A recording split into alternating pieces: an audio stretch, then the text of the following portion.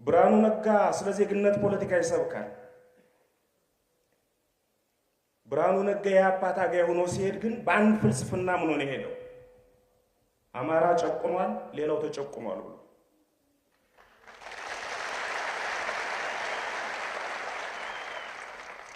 አንድ ድርጅት ውስጥ ነን። ብርሃኑን አውቀዋለሁ።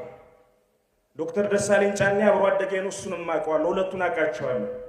ዶክተር ደሳለኝ ጫኔ የአብን ሊቀመንበር ነው፣ ግን ከብርሃኑ ነጋ የተሻለ ኢትዮጵያዊነት አለ። በእርግጠኝነት ነው የምነግርህ።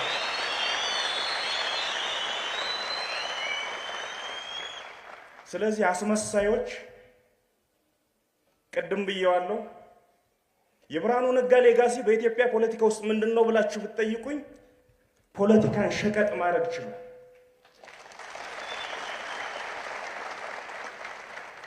ፖለቲካን በገንዘብ ይሸጥልሃል።